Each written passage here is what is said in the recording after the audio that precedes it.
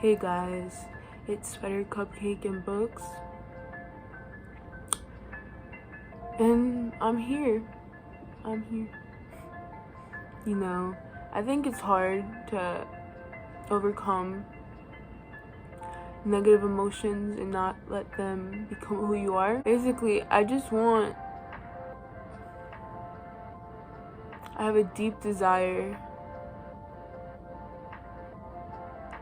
to be happy. I have a really deep desire to be happy, and you have to let go of a lot of things. People, places, vices, because all those things really weigh you down, and we have to learn how to hold ourselves together and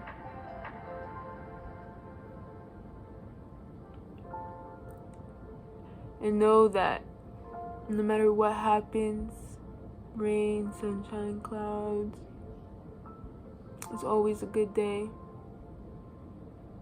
It's always a good day while we're still here, while we still have love. It's a good day.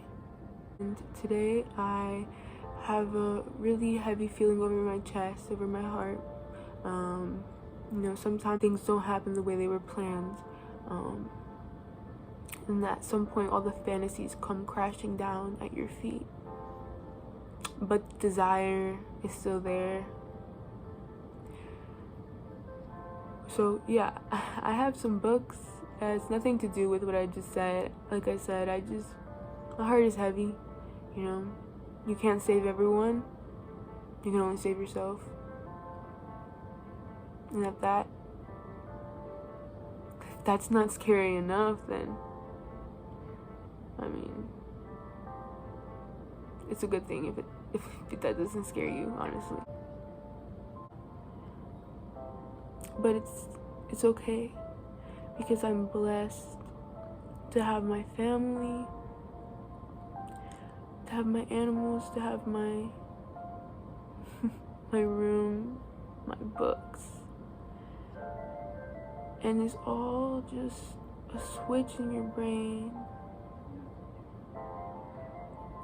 That decision to be happy no matter what life throws at you. It's irrepressible. It's something you can't deny. Once you feel it, you realize in this independence, in this newfound freedom, I fly. Basically what I'm saying is, no matter how hard things get, if you have yourself and you try to work on yourself and do the things that make you happy and live a way that fulfills you and makes you happy, while still caring for yourself and others and loving yourself and others in a good way, and having faith in your heart for whatever it is that you need to strengthen you in this life. Life isn't guaranteed, sadly. It isn't forever, sadly. And it's really confusing. Yeah. But I honestly believe that this isn't where it ends.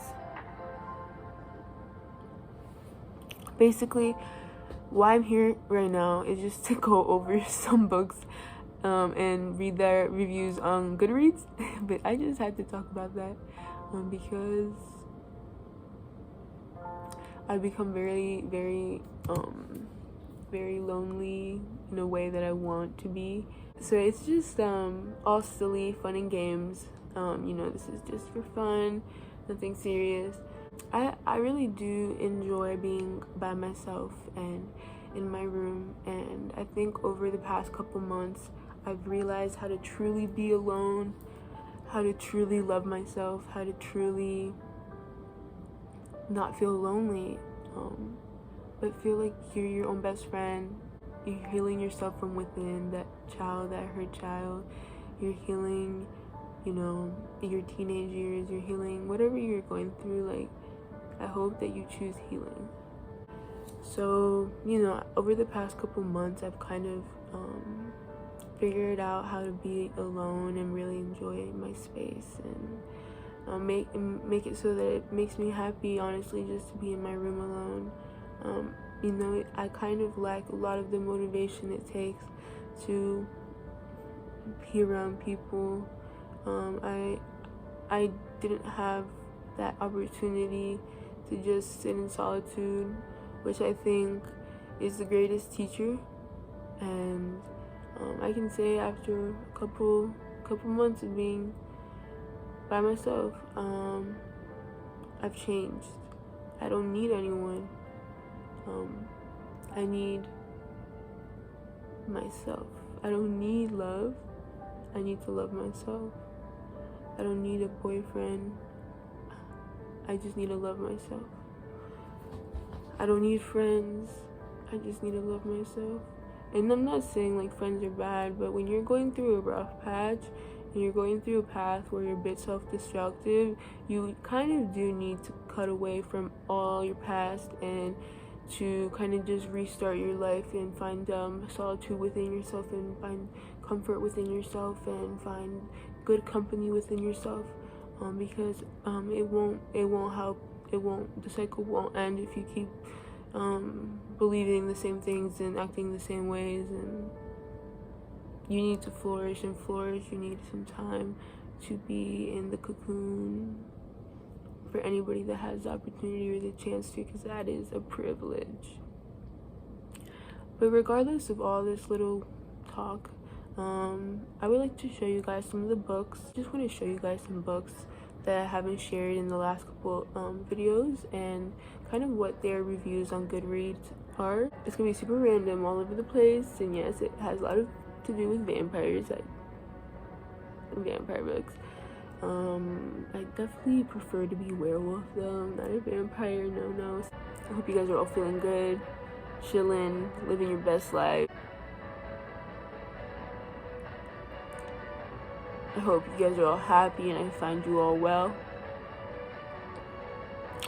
So let's just read about some books. And this is a coconut oil lip gloss. That's super cute and smells so good.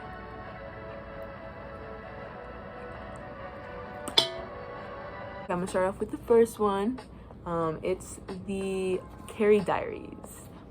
It's about Carrie before Sex in the City, and I literally just started watching Sex in the City, but it kind of icks me out because they have so much sex in the show. But I guess that's why people like it. Makes me a little feel weird. But it does say that in the title, doesn't it? I should have known. But anyways, I really do like the humor and the really posh advice. So let's look up what this book is rated on Goodreads. So this is the Carrie Diaries. This is the first book, and it has 3.56 stars and 38,691 ratings. So it's not that bad. It's kind of almost a 4, basically like a 4. Let me tell you a little bit about this from what it says on Goodreads. So Carrie Bradshaw hits the big time in the city. She was a regular girl growing up in the suburbs of Connecticut. How did she turn into one of the most read social observers of our generation? The Carrie Diaries opens up in Carrie's senior year of high school. She and her best friends are inseparable. And then Sebastian Kyde comes into the picture. Sebastian is a bad boy, older, intriguing, and unpredictable. Carrie falls into the relationship that she was always supposed to have in high school, until a friend's betrayal makes her question everything. High school days coming to a close, Carrie will realize it's finally time to go after everything she ever wanted. This is not like girl power straight up. It's a coming of an age story. So that is the Carrie Diaries. I like it. So I totally thought that this was Virginia Woolf, but it's actually a whole other author, Virginia Ewer Wolf. This book is called Make Lemonade. It's the first book in the Make Lemonade series, and it is about, we are learning at the same time, it's a novel written in free verse, and it tells the story of the 14-year-old Lavyong, who is determined to go to college. She just needs the money to get there. When she answers a babysitter ad, Lavang meets Jolly, a 17-year-old single mother with 2 kids by different fathers. Interesting. Didn't really read what it was about. So this book, A Cry from the Dark, by Robert Barnard, is basically about a life-shattering moment that happened to an Australian schoolgirl she was never able to forget. She is now a renowned author, Benita Whitelaw. She works on her memoir and becomes increasingly disturbed when she realizes someone she knows may be trying to her. This has 3.34 stars and 102 ratings. Not that much, but we'll see. Just to get these out of the way, we have The Vampire Diaries by L.J. Smith. Is the 3rd and 4th of the Vampire Diaries series. So this book is The Fury and Dark Reunion, 3.72 stars. So this book, Crossbones, is the 3rd book in the Past Imperfect series. It's by Rudin Farah, and it's set in Africa. This person, Jeble, who goes back after dozens of years to return and see his old friends somewhere in Somalia. So that's that. It has 286 ratings. It has a really beautiful orange color, and it seems interesting. This is The Fear Within. I kind of saw this like deep sea thriller. It's a thriller. We got a thriller. We finally found a thriller. The Fear Within by J.S. Law is the 2nd book in the series of Lieutenant Danielle Lewis, 3.95 stars and 112 ratings. She's an investigator of the Navy Special Investigation Branch. She has to find and uncover the motivations of the crew and why the missing girl might have run, or what might have motivated a predator to take her. It's on the ocean, scary, lost girl, where the girl go. I'm really excited. This is the 1st book in the Vampire Academy by Rachel Mead. It has 4.11 stars and a lot of ratings, more than 500,000. Lisa Dragomir. She is a Morai princess, a mortal vampire with a rare gift for harnessing the earth magic. Rose is dedicated to a dangerous life of protecting Lisa from the Strigoi. So after 2 years of freedom, they are discovered and dragged right back to St. Vladimir's Academy, a school for vampire royalty and their guardians.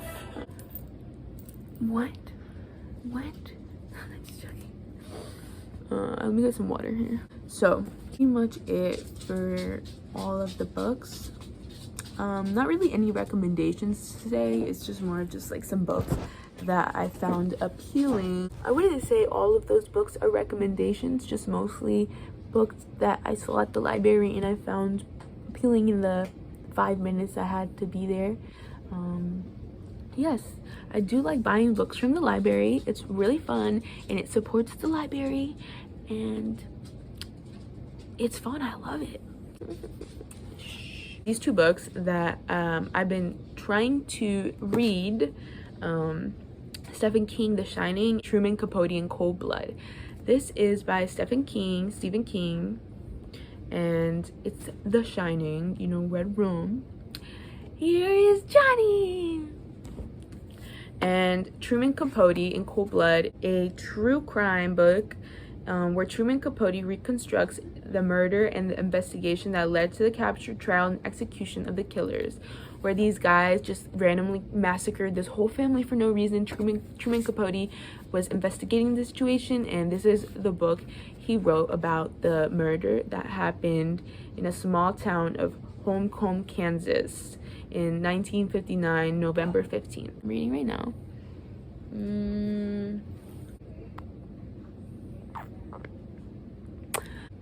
Well, honestly, that's about it. So thank you guys for watching. I know it was like pretty random, but I appreciate you guys, and have a beautiful night.